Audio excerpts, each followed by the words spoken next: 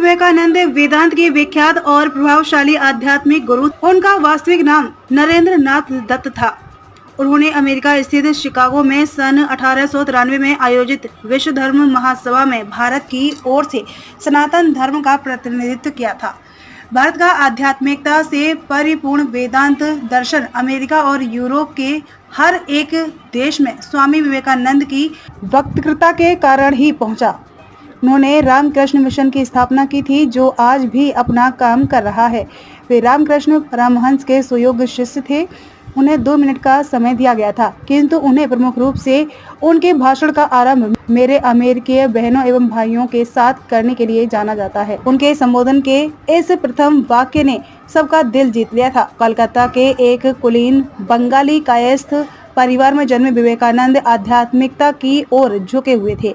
वे अपने गुरु रामकृष्ण देव से काफी प्रभावित थे। उनसे उन्होंने सीखा कि सारे जीवों में स्वयं परमात्मा का ही अस्तित्व है, इसलिए मानव जाति अथेयथ जो मनुष्य दूसरे जरूरतमंदों की मदद करता है या सेवा द्वारा परमात्मा की भी सेवा की जाती है। रामकृष्ण की मृत्यु के बाद विवेकानंद ने बड़े पैमाने पर भारतीय उपमहाद्वीप की यात्रा की और ब्रिटिश भारत में तत्कालीन स्थितियों का प्रत्यक्ष ज्ञान प्राप्त किया। बाद में विश्व धर्म संसद 1893 में भारत का प्रतिनिधित्व करने संयुक्त राज्य अमेरिका के लिए प्रस्थान किया। विवेकानंद ने संयुक्त राज्य अमेरिका, इंग्लैंड और यूरोप में हिंदू दर्शन के सिद्धांतों का प्रसार किया और कई सार्वजनिक और निजी व्याख्यानों का आयोजन किया। भारत में विवेकानंद को एक देशभक्त सन्यासी के रूप में माना जाता है और उसके जन्मदिन को राष्ट्रीय युवा दिवस के रूप में मनाया जाता है।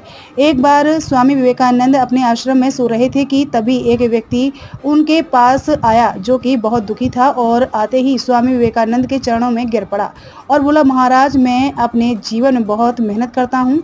उस व्यक्ति की बातें सुनकर स्वामी विवेकानंद ने कहा, ठीक है, आप मेरे इस पालतू कुत्ते को थोड़ी देर तक घुमा कर लाएं, तब तक आपकी समस्या का समाधान ढूंढता हूँ। इतना कहने के बाद वह व्यक्ति कुत्ते को घुमाने के लिए चला गया और फिर कुछ समय बीतने के बाद वह व्यक्ति वापस आया तो स्वामी विवेकानंद ने उस व्यक्ति से पूछा कि यह कुत्ता इतना हाँफ क्यों रहा है, जबकि तुम थोड़े से भी थके नहीं लग रहे हो, आखिर ऐसा क्या हुआ?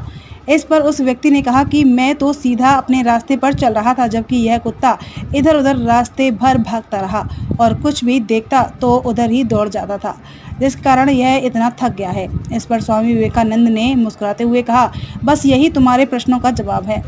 तुम्हारी सफलता की मंजिल तो तुम्हारे सामने ही होती है, लेकिन तुम अपने मंजिल के बजाय इधर उधर भागते हो, जिससे तुम अपने जीवन में कभी सफल नहीं हो पाए।